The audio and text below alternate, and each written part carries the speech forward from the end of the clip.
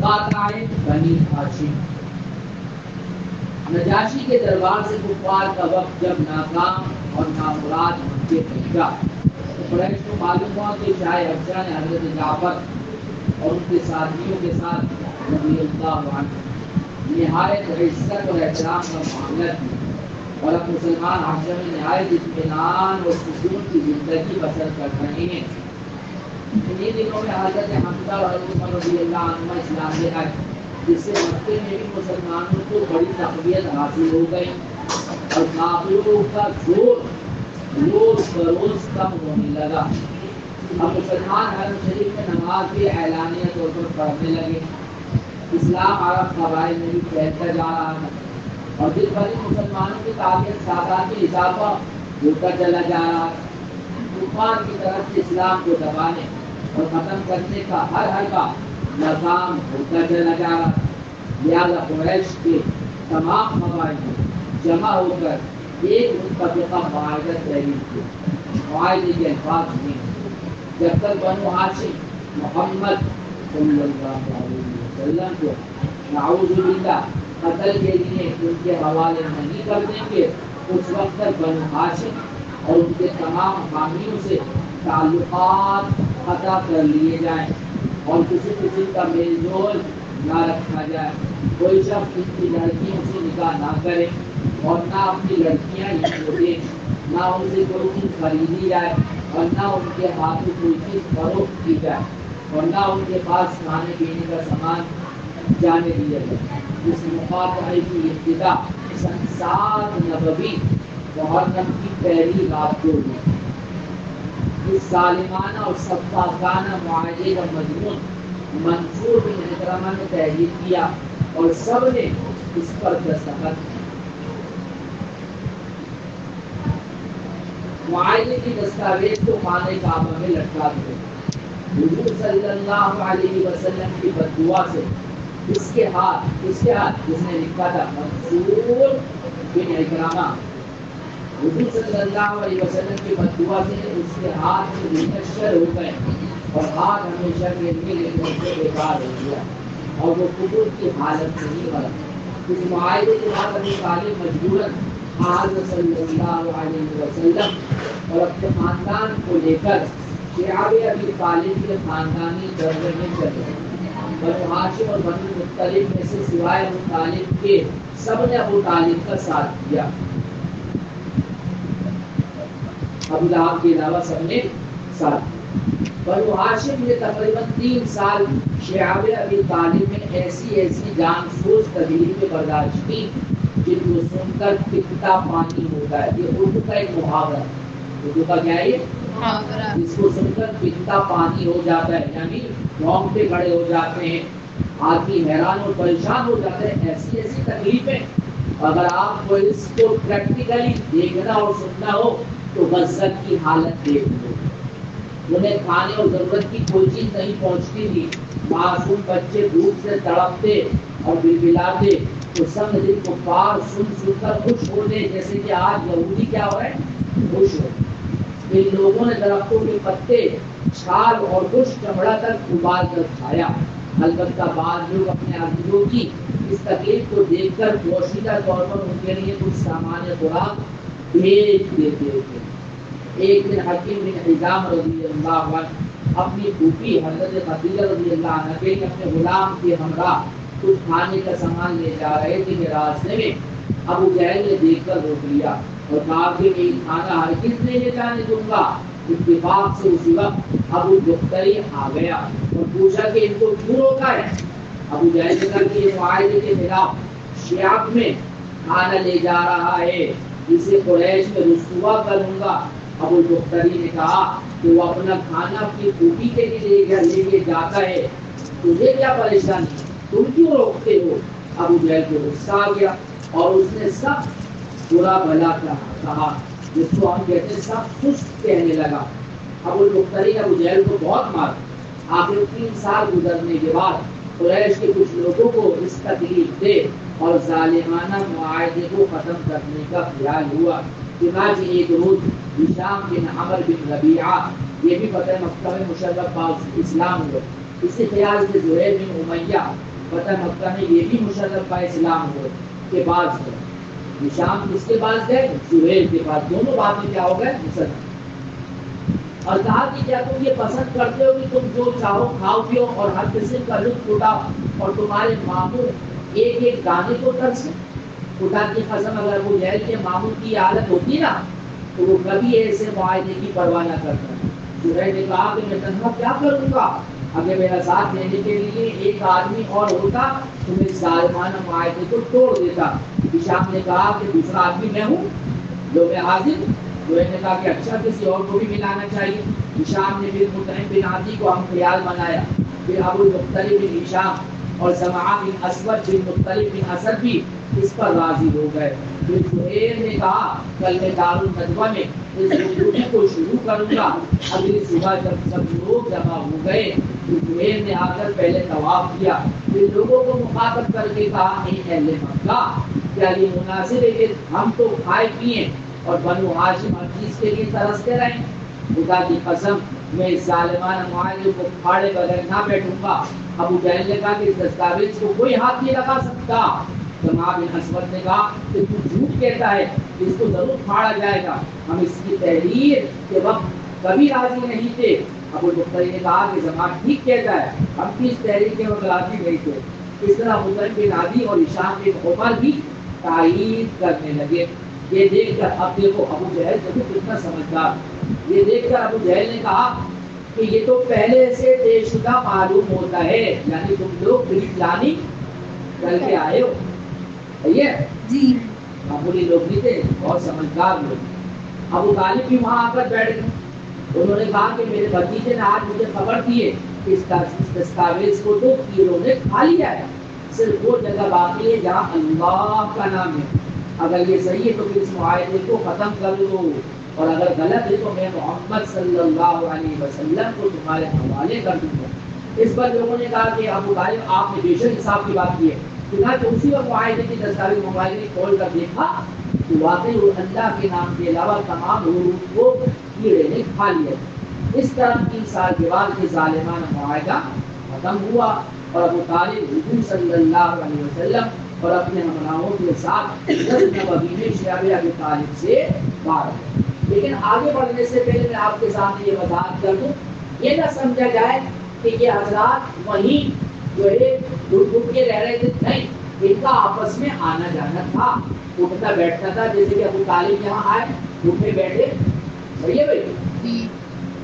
ادھر عرب میں ادھر ادھر آتے جاتے تھے.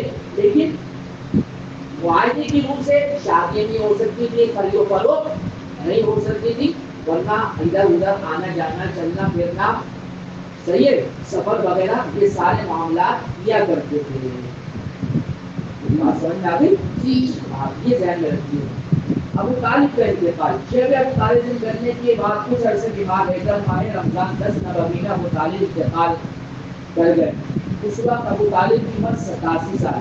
حضرت خدیجہ رضی اللہ عنہ کی وفات. 62 کے 10 برس گزرنے کے بعد ابو طالب کی وفات 3 یا 4 یا 5 دن بعد رمضان ہی کے مہینے ام المؤمنین حضرت خدیجہ کبریٰ رضی اللہ عنہ نے 65 برس کی عمر میں وفات پائی اور مقام نشور میں دفن کی گئی. ابو طالب اور حضرت خدیجہ رضی اللہ عنہ کی وفات کے بعد قریش انتہائی بے باکی سے آقا صلی اللہ علیہ وسلم کو ستانے لگے.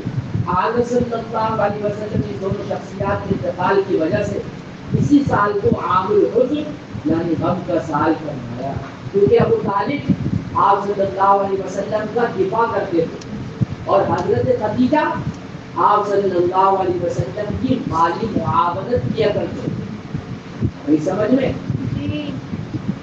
تو یہ دونوں پروٹیکٹ کرتے تھے آپ صلی اللہ علیہ وسلم کو. تو یہ دونوں حفاظتی بند حضور کے کیا ہو گئے؟ دنیا سے چلے گئے. تو اب تو بار کو راستہ مل گیا کھلا آپ صلی اللہ علیہ وسلم کو ستانے طائف کا سفر. جب ابو طالب کی وفات کے بعد مشرکین مکہ نہایت آزادی سے آقا صلی اللہ علیہ وسلم کو ستانے لگے. لہذا اہل مکہ سے ناامید ہو کر آپ صلی اللہ علیہ وسلم شوال 10 نبوی میں دعوت اسلام کی گھر سے طائف تشریف لے جانے کے ارادہ پر. شاید وہاں سے لوگ اسلام قبول کر. اس سفر میں زید بن حارثہ آپ صلی اللہ علیہ وسلم کے ہمراہ تھے۔ راستے میں جو قبائل آباد تھے سب کو توحید کا پیغام پہنچاتے ہوئے آپ سے وسلم تاریخ پہنچے۔ اس سرسبز اور سرد علاقے میں بنو ثقیف آباد تھے۔ آپ صلی اللہ علیہ وسلم اس قبیلے کے 3 سرداروں عبد یالل اور مسعود اور حبیب کے پاس گئے، جو قبیلے کے سردار اور سگے بھائی بھی تھے۔ آن صلی اللہ علیہ وسلم نے ان کو دعوت اسلام دی، مگر یہ لوگ ہر بات سننے کے بجائے آپ صلی اللہ علیہ وسلم کے ساتھ نہایت بے رحمی اور بداخلاقی سے پیش آئے اور نہایت الٹے سیدھے سوالات کر کے آپ کی بات سننے اور ماننے سے انکار کر دیا۔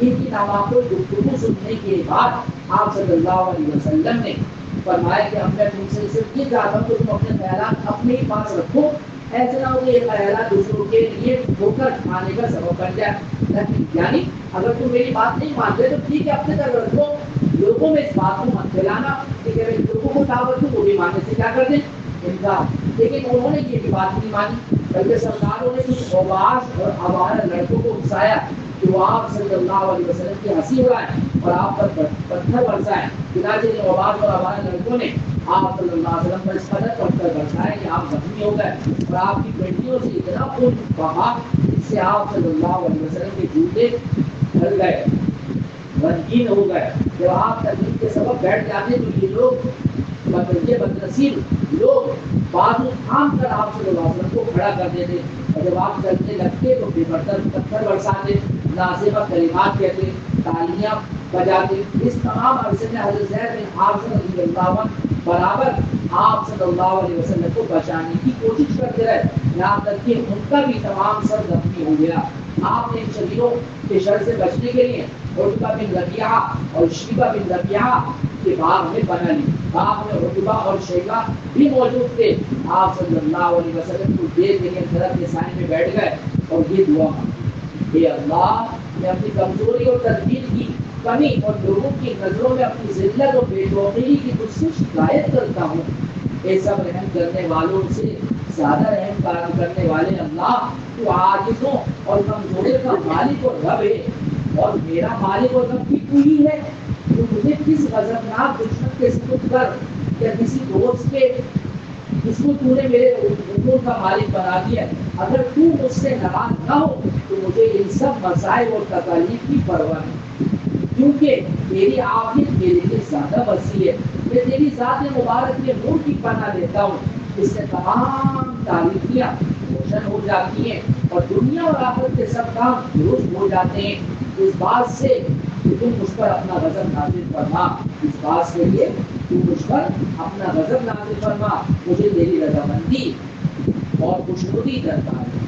ہم تیری مدد کے بغیر نہ تو کسی برائی سے بچ سکتے ہیں اور نہ کوئی بھلائی حاصل کر سکتے ہیں۔ آپ صلی اللہ علیہ وسلم کی چہرے پہ پریشانی کے اثرات دیکھ کر ربیعہ کے دونوں بیٹے شیبہ اور عتبہ نے عداس نامی اپنے عیسائی غلام کے ہاتھ ایک طبق میں انگور رکھ کر آپ کے پاس بھیجے۔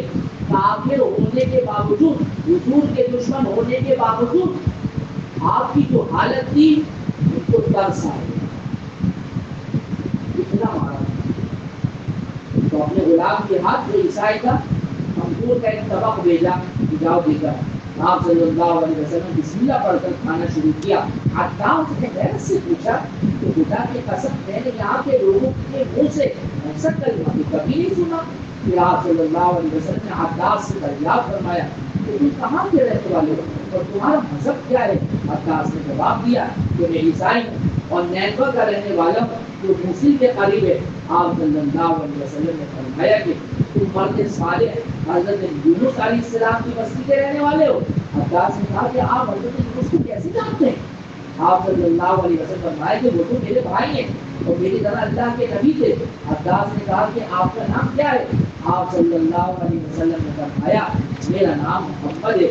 عداس نے کہا میں نے تو آپ نے آپ صلی اللہ علیہ وسلم کی تعریف پڑھی ہے کہ اللہ تعالیٰ آپ صلی اللہ علیہ وسلم کو مکے میں مبعوث فرمائے گا، اہل مکہ آپ کی کام نہ کریں گے اور آپ کو نکال دیں گے، پھر آپ کی مدد ہوگی اور آپ مسلم کا دین روئے زمین پر پھیلے گا۔ اس کے بعد عداس نے آپ صلی اللہ علیہ وسلم کی پیشانی اور دونوں ہاتھوں اور پاؤں کو بوسہ دیا اور مسلمان ہو گیا۔ جب عداس اس پر اور ربیعہ کے پاس واپس آیا تو انہوں نے کہا کہ اللہ تجھے کیا ہوا کہ تو شخص کے ہاتھوں اور پاؤں کو بوسہ دے رہا تھا؟ اس نے کہا کہ میرے سرداروں اس وقت روز زمین پر اس سے بہتر کوئی شخص نہیں ہے، اس نے مجھے ایک ایسی بات بتائی جو صرف نبی ہی بتا سکتا ہے۔ انہوں نے کہا کہ کم ایسا نہ ہو کہ یہ آدمی تجھے تیرے مذہب سے پھیر دے کہ تیرا دین اس کے دین سے بہتر ہے۔ مومنین حضرت عائشہ صدیقہ رضی اللہ عنہا فرماتی کہ ایک مرتبہ میں نے رسول اللہ صلی اللہ علیہ وسلم کو دریافت کیا کہ کیا آپ صلی اللہ علیہ وسلم پر بہت سے زیادہ سخت دن بھی آیا ہے؟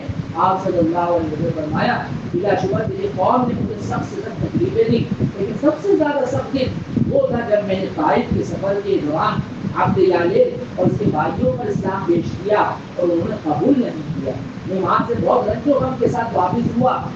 قرن الصعالب اس کو قرن المنازل بھی کہتے ہیں اور یہ اہل نجد کی میقات کی جگہ ہے۔